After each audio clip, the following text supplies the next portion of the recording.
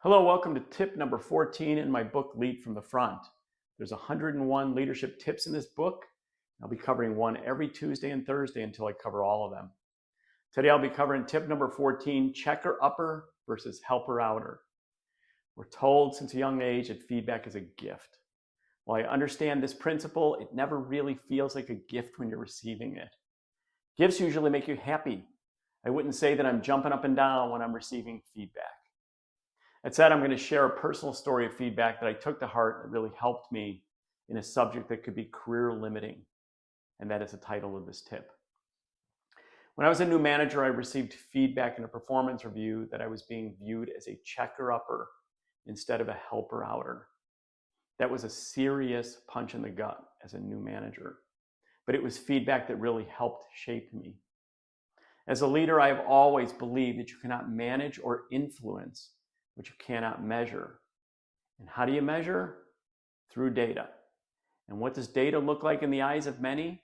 The dreaded word micromanagement. In a high process-driven environment with activity reports, rankings, daily stand-ups, etc., they are filled with data and accountability. It is what it is. We have to know where we stand in order to influence where we're heading. In order to be seen as a helper outer versus a checker upper, we have to go way back to the beginning to understand our people and their wants. Talk about this at a later tip, but if you don't understand what each person is fighting for, whether it's buying a house, paying off debt, traveling, children, etc., then you introduce data and accountability with tying it directly to their wants, it will fall flat. And it'll be seen as checking up or micromanagement. If we know our employees' individual why, then when we share data, it is to create that roadmap to get them to meet their why. It's a really important step in building connections and using data to dictate the path and what areas need course correction in order to buy that home, travel, or pay off that debt.